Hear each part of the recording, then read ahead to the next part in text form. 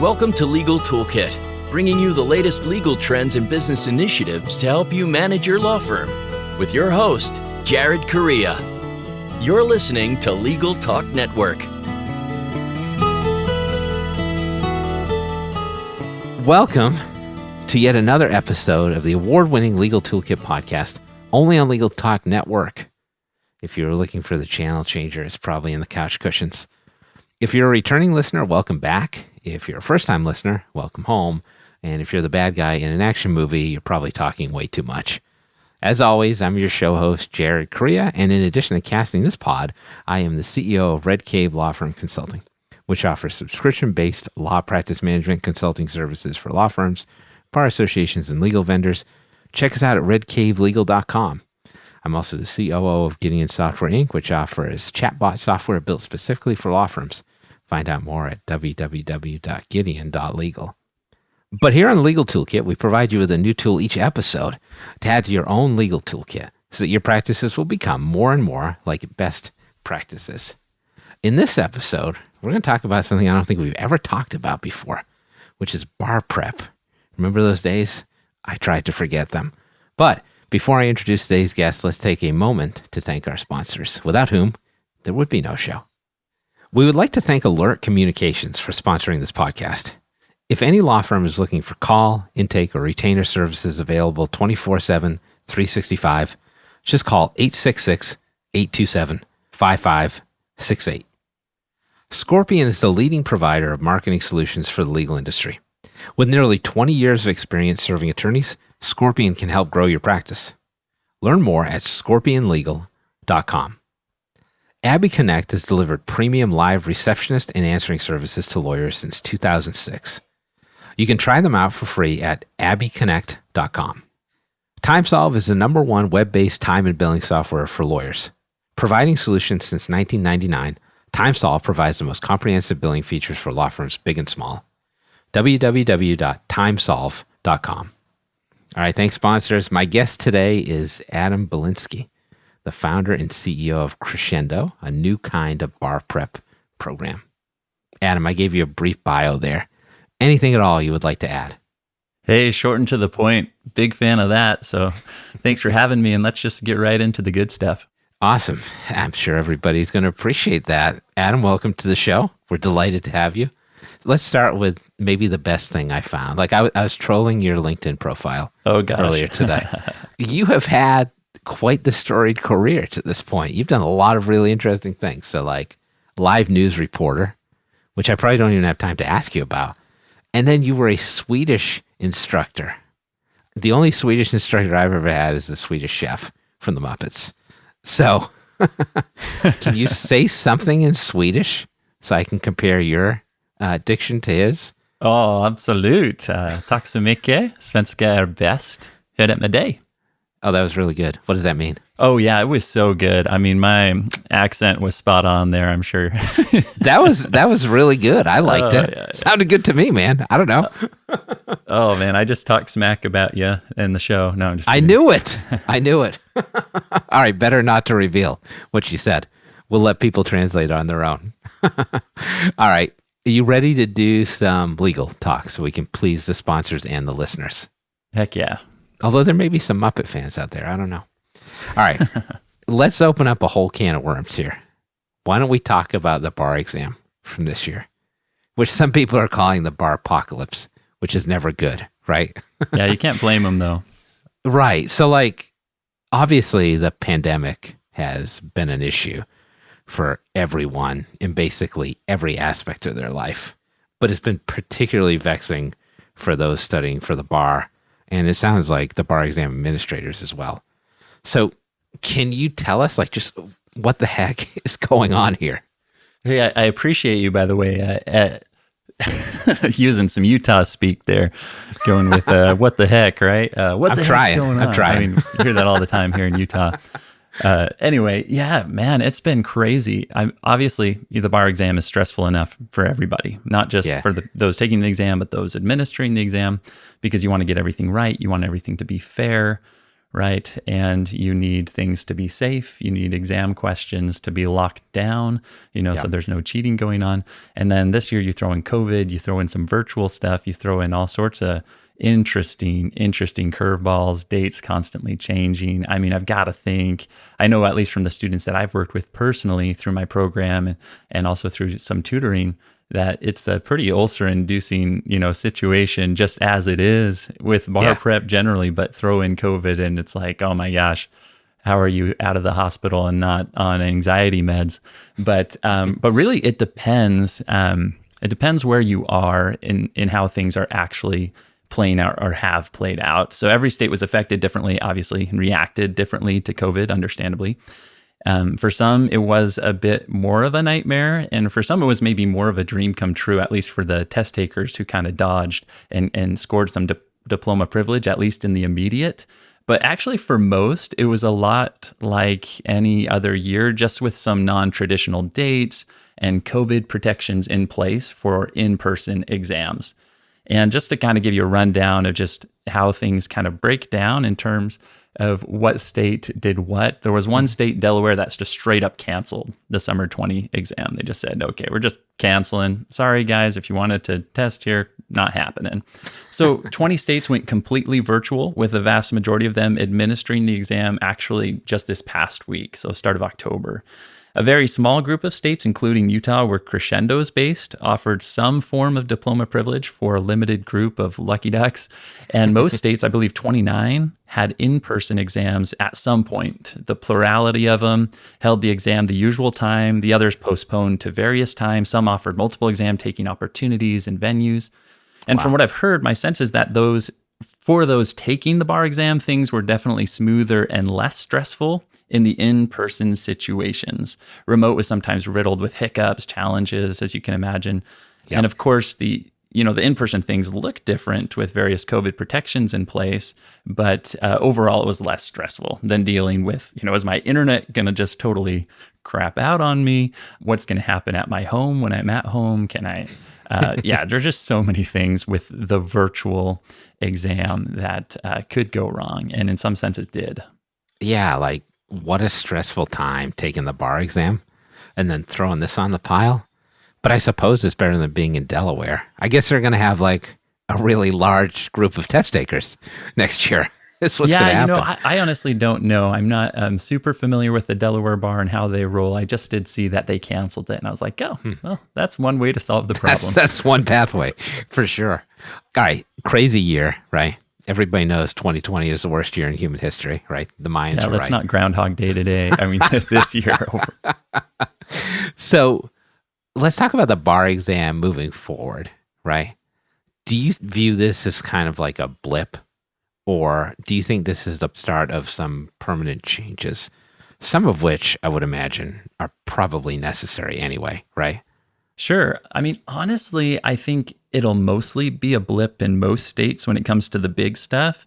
And I'll kind of explain what I mean.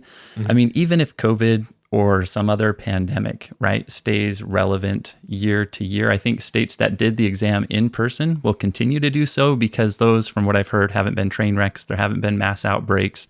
There haven't been lawsuits related, to the risks people assumed in going into those situations. And I think those that went virtual will actually probably jump back in with the majority due to some of the headaches that they've been having. It's harder to say when it comes to those few states that offered some form of diploma privilege. That sparked plenty of controversy, mainly why did they get it, but I didn't get it? You've got the law students, law grads that are really ticked off, others that are really happy, obviously. And then, of course, there's kind of the lingering issue of later going to other states, reciprocity. How is that going to work out? And so that's kind of got its own bucket of stress for those folks. And they're also wondering, is an employer going to hold this against me? That I didn't take the bar, am I always going to have to prove myself? I don't know. It is interesting, and it's not as slam dunk dream come true as it might seem out of the gate. And when it comes to the smaller stuff, the details, I think we'll definitely see some permanent or at least semi-permanent changes, masks, greater spacing, maybe outdoor check-in tables, temperature readings, special accommodations for high-risk folks, those COVID-related safety measures, things like that are likely to persist as long as COVID or any pandemic remains relevant, and God only knows how long that will be. Right. Let's hope not too much longer. But the good news is that, like, when you get into the job market, employers are not often asking about standardized test taking. So that is very true. That's right. Like 20 years in, people are going to be like, you know what, Chet, remember when you didn't take the bar examination? I got some bad news. Dude, I'm still upset that you didn't have to take it. And we're not promoting you to partner, notwithstanding your flawless career. Yeah, that's very true. And so that's not really a well-founded anxiety, but I am aware that people do sometimes stress about things that aren't completely founded. They worry about, because law students generally, they can feel that imposter syndrome. I don't know if you've heard about that. Or without a doubt. Lawyers too, not just law students. Yeah. And so it's like, well, I just kind of skated by. I got lucky. I didn't really earn this. I don't really deserve to be here. And sometimes there's some confidence issues, especially with young attorneys. And I just got to think, knowing, hey, my buddy passed the bar, they learned whatever they learned through that. They kind of went through that crucible, if you will. I never had to. What am I missing out on? What did I not prove to myself? That's giving me some confidence. Angle. Yeah. We'll see, I suppose, how that goes, for sure. So you work in the bar prep industry, which is kind of this adjacent business to the bar exam. So all these changes are like really on your radar screen more than they would be on anyone else's radar screen who's been practicing law for like 10 or 15 years at this point, right? So in terms of the bar prep world, how do the bar exam changes end up affecting that dynamic? Yeah, well, we've seen, the big traditional companies who've historically offered in-person prep scale that back or nix it completely in some situations. In-person prep had already been waning quite a bit. It's more expensive to do. It's more expensive for people to sign up for.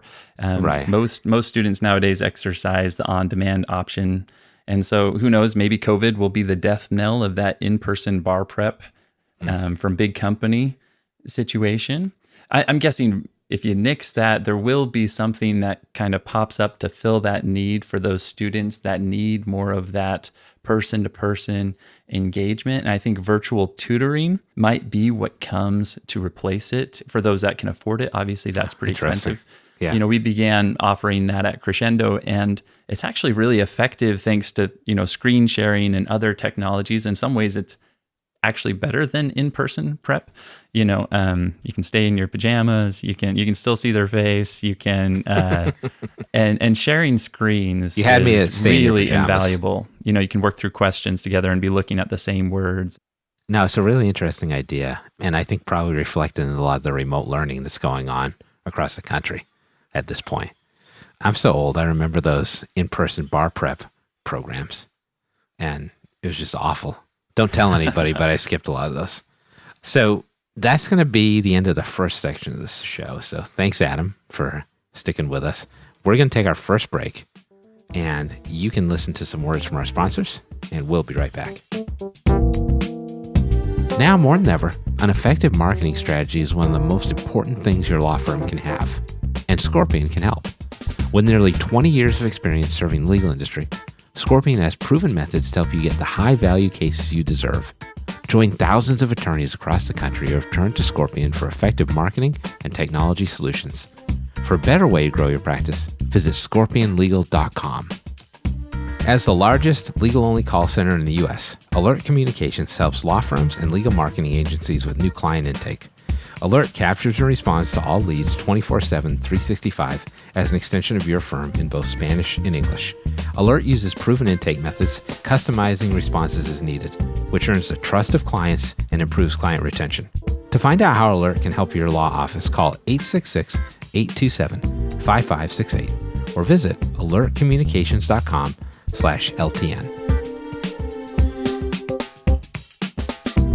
All right, thanks for coming back. I've returned from eating some extreme sour Stitch candies, delivered fresh from Disney World, courtesy of Goofy's Candy Company and my lovely wife, Jessica. So Now that I'm satiated, let's get back to our conversation with Adam Balinski of Crushendo. All right, we're talking about the changes to bar prep and the changes to the bar exam, which have been significant, of course, over the last year or so. So in terms of like the bar prep space, as you just talked about, like some of these changes are driven by what's happening with the pandemic, but this stuff was starting to change already, right? As you alluded to last time, like those in-person classes weren't as popular as they used to be. So kind of what's the state of startups and new offerings in the bar prep space outside of like the big players that most people probably know? Yeah, I mean, bar prep definitely has been changing in a lot of different ways. There's been long time momentum for the uniform bar exam adoption. You know, we've got 30 plus states that have adopted that, and more states are jumping in almost every year. Texas, you know, the Lone Star State, recently jumped in on the bandwagon as well. And who knows, you know, folks cross their fingers about California, especially after some of the things that they've had issues with, like essay questions getting out early and some other things like that. You know, it is a lot for a state to administer its own exam. And so it does simplify their lives quite a bit to go the uniform bar exam path. But, you know, when you create a uniform exam like that, you fundamentally shift the bar prep space for companies like us.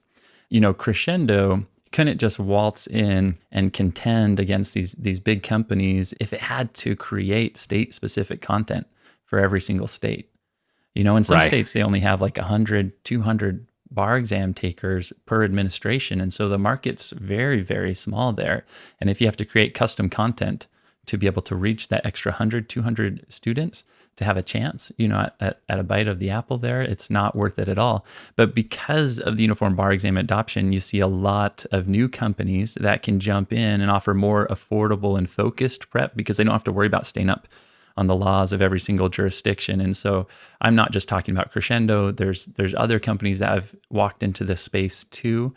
And a few years ago, you could never find a bar prep program, you know, a comprehensive bar prep program for under $1,000 or around $1,000, you know, and more we've seen prices drop due to the increased efficiency of maintenance for these companies like my own company. Right. Uniformity, price drops, all good things for law students. And one thing you talked about before as well was like bar prep changing on a functional level. You talked about the movement to tutoring. You talked about some changes in the industry just now. What kind of things are happening in terms of the way law students are being prepared for the bar that weren't even in existence like 5 years ago? I know you do some things with mnemonic devices and that sort of deal. Yeah. What kind of new space are you exploring as far as that's concerned? Yeah, well, there's certainly more video, more audio. There's, you know, a movement, at least within Crushendo, to less and less talking head. We're trying to make things more fun. You know, you mentioned mnemonics. We use some acronym-based, some word-based mnemonics. We use memory palaces, you know, where you describe places and things that symbolize key concepts. And your spatial memory is really powerful. And so visualizing places can really make things stick and gel. We're using audio outlines, audio flashcards. We're trying to get more and more micro with how we serve up the information.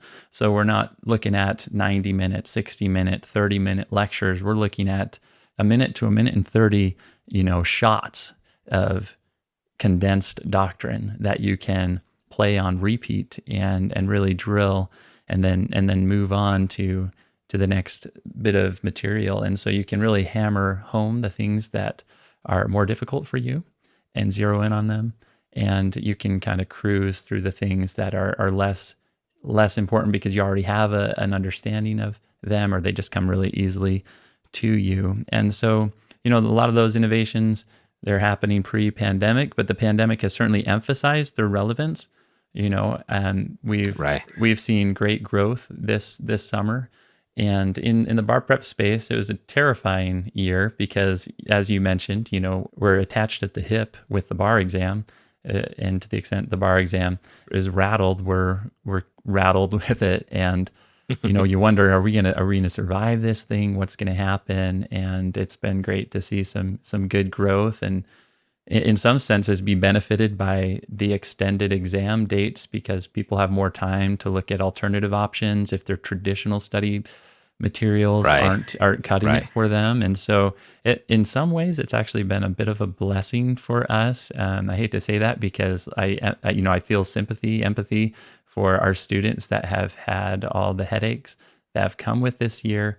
But there have been some good things that came out of the chaos of COVID. I mean, memory palaces, that sounds really delightful. I would like to be in a memory palace. Yeah, like that stuff wasn't happening when I was in school. For yeah, sure. they're fun to write. Yep, and some of the stuff we write's utterly ludicrous or super cheesy, but those can be memorable too. Well, let's turn the page a little bit and start talking about like how lawyers become lawyers, right? When they leave law school and they got to become an attorney now, right? As you mentioned before, there are new ways to graduate from law school, become a lawyer, that don't necessarily involve bar passage. So can you talk a little bit about what that means for the continuing relevancy of the bar exam and consequently bar prep as well, right? Because if there's no bar exam, that's potentially an issue. Yeah. Oh, yeah. Potentially. Small one. It's a major, potentially, cash flow catastrophic issue. Right. So, I'll talk about Utah in particular. I know most about Utah. That's where Crescendo's based. And because a good friend of mine, and who, by the way, is still a good friend. Yes, you can agree to disagree even on things that affect your bottom line. He kind of spearheaded the program. I'm talking about Dean Smith at BYU Law School, and he spearheaded the diploma privilege there for a select group of BYU and Utah He's law still grads. getting a Christmas card from you? I'm not big into sending Christmas cards, but if I did send Christmas cards, I would still keep him on the list. He's a great guy. And I mean, one of the things this world needs more than anything else is just the ability for people to peaceably disagree and, work on and be cool with that, right? Like, and most of the time we agree on 95% of everything, right? Like, why do you have to focus on the 5% and make that throw a wedge in your relationship? But anyway, I'm going to step off my my little soapbox there, but that's something else I'm passionate about.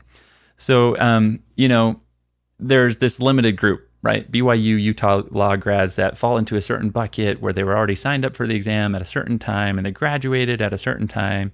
In their case, they can be licensed in Utah without caveat forevermore, without ever having to take the bar. And of course, there still was a Utah bar, actually, it just barely happened, for everyone else wanting to practice in Utah. And for many of those, even with diploma privilege, that, they might want to take the bar at some point when they move, if they're having issues with reciprocity, right? And honestly, of course, I'm super biased because my family's livelihood, my employee's livelihood depends on the bar exam. Right. But I see the bar exam continuing to be relevant with more and more adoption of the uniform bar exam. It's far easier to attend and graduate from a law school than to pass the bar. The bar exam takes hard work. It's a meaningful learning experience, especially given the performance test aspect. But even the stuff that you memorize for the bar, it has merit. Sure, laws change. You won't remember everything you studied on the bar 5 years down the road, unless you use Crescendo, of course. But you will have a solid general sense of what questions to ask and where to look in your legal research and as you're interviewing clients, right? So I think employers, when looking at everything else the same, would go with the grad that went through the bar exam learning experience than the one who didn't go through that experience. Fair. We're up to break number 2. Now everybody can take a listen to some more words from our sponsors when Adam and I come back for the next and final segment of this episode of Legal Toolkit Podcast. Imagine billing day being the happiest day of the month instead of the day you dread. Nobody went to law school because they love drafting invoices for clients. At TimeSolve, our attorneys save on average over 8 hours a month in billing work. That means more billable time and turning billing day into happy day. Learn more about how to get to your time and billing happy place at timesolve.com. That's www.timesolv, leave off the e.com. Remember, that's timesolv.com. Your legal work requires your full attention. So how can you build lasting relationships with new or existing clients while juggling your caseload? Try Abby Connect, the friendly, highly trained, and motivated live receptionists who are well known for providing consistent quality customer service and support to law firms just like yours. Every connection matters. So call Abby Connect today at 833-ABBY-WOW to get started with your free 14-day trial and $95 off your first bill. All right, thanks for staying with us. I never left. Now, let's continue with Adam Balinski of Crushendo, who's been kind enough to join us today to talk about the bar exam and bar prep. So we just talked about, Adam, some of these like innovations taking place in law school where like people are allowed to bypass the bar exam altogether. What other innovations have you seen, not just in law schools, but in terms of like undergraduate students as well, about getting people into the legal space as practicing lawyers or who are able to practice law, even if they're not lawyers in some capacity? Yeah, that's a great question. There have been definitely some innovations there. The law school experience, I think, is changing in a lot of different law schools. You know, there's a move to more hands-on, more clinical experiences, and you can see that pretty much across the board at schools across the country. Some schools are being even more innovative than that. You know, I'm very familiar with BYU Law, where I went to school and also worked for a little while. And they have this really neat mentoring program that they didn't used to have. It's called Alumni Allies, where you get matched up based on personality, compatibility, in hopes of creating kind of organic, long-term friendships and relationships that can help people. And you know how timely that was because of the pandemic. I mean, this came about a year before the pandemic, but now for all these students to have this extra support, one-on-one network, you know, with an alum that has a similar personality to them, you know, that's just been a huge blessing. And it's really cool to see that came about just in time for the pandemic, even though no one could see the pandemic coming. Right. And so that's kind of one thing. You know, over at BYU Law too, they're doing a lot with leadership training and programs, and a lot with entrepreneurship innovation, you know, and it's no surprise that, you know, Crushendo came from a BYU Law grad, because there's such an emphasis on innovation and entrepreneurship there. And that emphasis has only grown. There's this really cool program called Law X. I think you've maybe heard of it. You know, it's a legal design course where students try to solve real world problems through technology. And so in particular, access to justice problems. Just to give you one example, students signed up for that class, got course credit, and created something called Solo Suit. It's a free online tool for folks that can't hire legal counsel, and a way for them to respond to debt collection lawsuits, most of which, you know, are just go to default judgment because people don't respond. And so it's been really cool to see how that's made an impact just nationally and gotten some national recognition. Hello Landlord is another one. And that was one that was in collaboration with the University of Arizona Law's Innovation for Justice program. So, I mean, you're seeing schools actually tag teaming on things, which is really cool to see. That kind of cross school collaboration, because I think schools can accomplish far more, you know, collectively and teamed up with other great schools than they could on their own 2 feet. And so you're seeing things like that. And, you know, in Utah too, Utah Law's got some really cool programs. And then, you know, you mentioned paths into the law that are a little bit different than just the traditional law school experience. Utah's kind of been on the forefront of, correct. You know, launching things like a licensed paralegal practitioner program, where you're trying to address access to justice issues by making, you know, the gateway to getting going in certain domains like debt collection, family law, a little easier. And so folks can go to Utah Valley University, they can take some courses, they can, and they can become a licensed paralegal practitioner. And they're basically a lawyer in certain contexts. And they don't need a supervisor in the same sense that, you know, law clerks and paralegals currently need supervisors. They can stand on their own 2 feet. And so that's really, really neat to see. And you know, we're seeing that kind of thing in other states as well.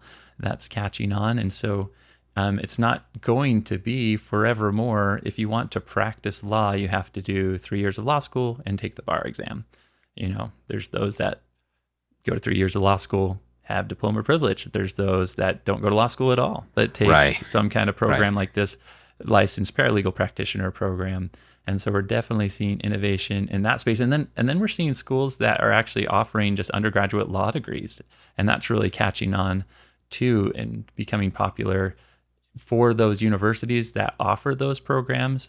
They're seeing a lot of people jump in on that and express some good things about it. Yeah, super interesting for sure. So one of the things I think you correctly teased out is that like law schools are focused more when they're working with lawyers about preparing them for like the business side of law practice. So do you see law schools continuing to push the envelope as far as that's concerned? Oh, absolutely. I think, it's business and law have always been closely entwined, right? And as folks go more and more remote and they go closer to home due to things like the pandemic, it's interesting. The pandemic's kind of caused some migrations. I don't know if you've seen that or read about it, but yes. People moving closer to home, further from big away cities. From the cities, yeah. It's really changed some of the dynamics at big firms, and maybe you'll get somebody on the show to just talk about that. How big firm life has changed. But I see a possible, even likely shift toward smaller practices closer to home. And so more and more students will need to benefit from that kind of business law, training. And, at BYU, there was a small solo practice seminar they did regularly. And I always jumped in on because I was always fascinated by that, the sense of freedom you can get in the small firm. And so I did my own small firm as I was starting Crushendo. And I think it's good to do the two, and it's good to have more of the hands-on, practical knowledge and not just the theoretical, Socratic method, substantive discussion skills that you get out of the more traditional old school law school experience.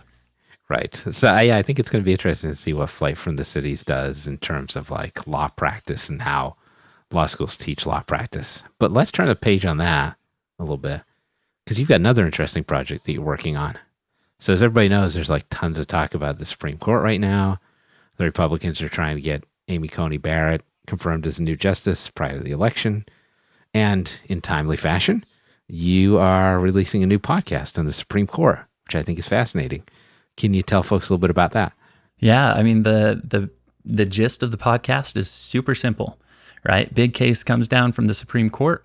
You don't want to just read the news articles on it, but you don't have the time to read through, the whole opinion, but you want to stay current on those big cases. Like, for example, the Bostock case that came down and, fundamentally changed and broadened the application of, what can be protected from sex discrimination in certain contexts. And we'll see ripple effects from that. And, if you want to get to know those cases intimately without having to sit down at a computer, you can tune into our upcoming podcast called Supreme Opinion, and we'll just read off the opinion that came out from the court. And we'll try not to, insert our own bias as to how that opinion should have come out. We'll try to keep it pretty pure, but we want to give people a more conversational pathway to getting into these cases without having to go through all the fine lines themselves. We'll just read them off, and we'll read them in a conversational way. So it should be pretty easy listening, while you're in the car, driving around, while you're at the gym, right? Walking your dog. This is like the yacht rock of Supreme Court cases. Yeah, yep, exactly. So sounds very pleasant. I'm really excited about it. We'll have an accompanying YouTube playlist where we people could watch a talking head into a microphone reading it too if they really want. But yeah, I'm excited because I think, the best legal minds, right? Some of the best legal minds are obviously on the Supreme Court.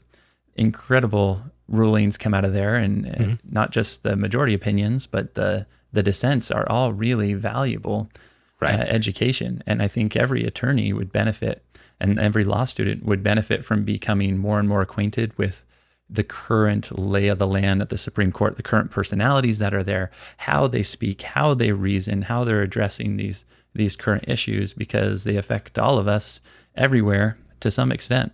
Oh, and when does that come out, or do you have episodes out already?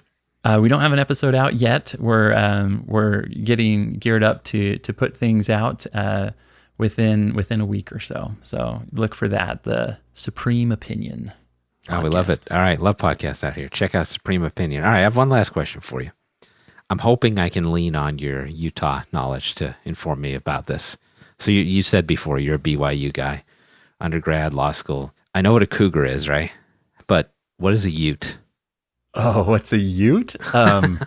Well, technically, or what comes to my mind when you say the word ute? I have no clue. What is a ute? Like, that's the nickname for University of Utah, right? Technically, it's just an American Indian tribe, that's from the region. I mean, gotcha. Okay. A ute would be a member of that tribe. But what comes to my mind is guys in red jerseys in football pads that all too frequently bring my team to shame, and that won't have a chance to prove themselves against my team this year. So there's a pretty hardcore rivalry there between BYU been on the bad end of Utah. that rivalry for a while? I had no idea. Yeah, they call that the Holy War. Yes, I've heard. Like, now I haven't watched college football aggressively for a long time, but remember like Robbie Bosco and Jim McMahon, Steve Young. Yeah. Like, BYU had some legit teams, 84 national champions, right? Yeah. Well, this year we're looking really, really good. I mean, right now, last I checked, we're like number 13. So That's pretty wild. Though we've got a admittedly easier schedule than other years thanks to the pandemic, but we're just basically picking up anything we can. Well, you taught me something today. I've never heard of the Ute Indian tribe before. So it's exciting. Okay. There you go. All right. We've reached the end of yet another episode of the Legal Toolkit podcast. Before we go too far down on college football talk, this is the one where we talked about the bar exam and bar prep, and we've been chatting with Adam Balinski of Crushendo. Now, I'll be back on future shows with further insights into my soul, the soul of America, or what's left of it, and the legal market. If you're feeling nostalgic for my dulcet tones, however, you can check out our entire show archive anytime you want at LegalTalkNetwork.com. So thanks again to Adam Balinski of Crushendo for making an appearance as my guest today. All right, Adam, can you tell everybody how they can find out more about you and about Crushendo? Oh, sure. Yeah, check out Crushendo.com, and it's spelt a little odd, CRUSH, like you're crushing it. And so Crushendo.com is where you can learn all about my company. And I'm happy to connect on LinkedIn as well. So just search for Adam Balinski. That's B as in boy. So, of course, everybody's crushing it, right? That makes sense. I feel like you did that on purpose. Thanks again. That was Adam Balinski of Crushendo, who was my guest today. Finally, thanks to all of you out there for listening. This has been the Legal Toolkit Podcast.